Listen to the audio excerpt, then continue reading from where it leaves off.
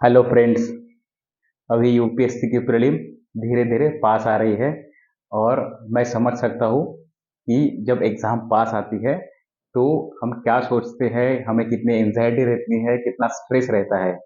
ये सबके साथ होता है, ये शायद मेरे साथ भी हुआ, आपके साथ भी होता होगा।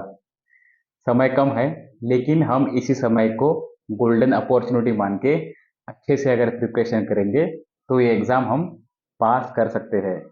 देखो, अभी बहुत कम समय बचा है तो आपको अब नया पढ़ने की ज़रूरत नहीं है। और मुझे ऐसा लगता है कि आप जो भी सीरियस एस्पिरेंट्स हैं, उन्होंने उनका जो सिलेबस है, आपने वो सिलेबस पूरा पढ़ा होगा, इंक्लूडिंग करंट अफेयर्स और बाकी जो बेसिक बुक्स रहती है, एनसीईआरटी हो गई या लक्ष्मीकांत जैसी बुक हो गई या जो आपके क्लास नोट्स है, वो आप अभी उसे ही रिवाइज करो। जो भी आपने एमसीक्यू या पीवाईक्यूज सॉल्व किए होंगे, आप उसको एनालाइज करो कि वो आंसर सही कैसे आएंगे और सही कैसे आए हैं। इस हिसाब से आप सोचो, जिसकी वजह से आप जो एग्ज़ाम है उस एग्ज़ाम में गलतियाँ कम करोगे। और एक बात मैं ये भी कहना चाहूँगा कि जब आप एग्ज़ाम को जाओगे तो सिली मिस्टेक कम से कम होगी, इसके लिए प्रयास करना। अक्सर ऐसा होता है कि हमें आंसर आने के बाद भी हम गलत ऑप्शन मार्क करते हैं और हम हमारे जो नंबर है उसे लूज करते हैं।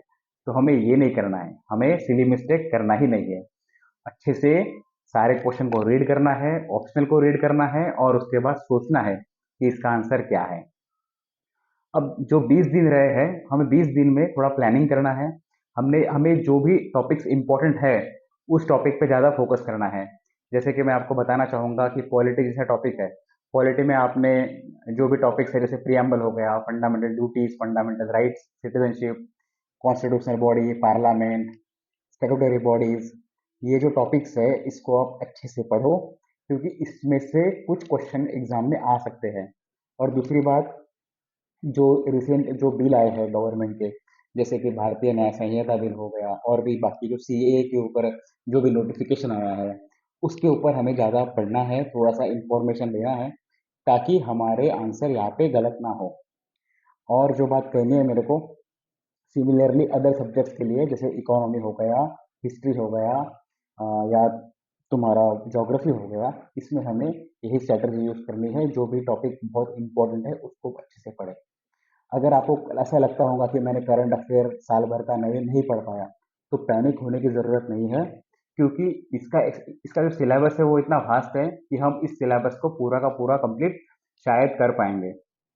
तो कभी ना कभी ऐसा होता है कि हमने कुछ टॉपिक्स पढ़े नहीं रहते, तो उसको इतना उसका स्ट्रेस लेने की ज़रूरत नहीं है। हमने जो पढ़ा है उसके ऊपर आप उस बेसिक्स के आधार पे भी आप बहुत सारे क्वेश्चन अटेम्प्ट कर सकते हो। और याद रखिएगा, अगर हमें इस एग्ज़ाम को निकालना है तो हमें खुद पे भरोसा रखना बहुत ज़रूरी है। खुद के जो पढ़ाई है उसके ऊपर ट्रस्ट रखना बहुत ज़्यादा ज़रूरी है। अगर हम खुद कॉन्फिडेंट होंगे कि एग्ज़ाम में पास कर सकता हूँ, तो ही आप एग्ज़ाम को पास कर पाओगे और आगे की स्टेप्स जैसे मेंस हो गए, इंटरव्यू हो गया, आप उसके लिए जा पाओगे। तो चाहे पेपर कैसा भी हो, आप आपके पढ़ाई के ऊपर बहुत ज़्यादा भरोसा रखो।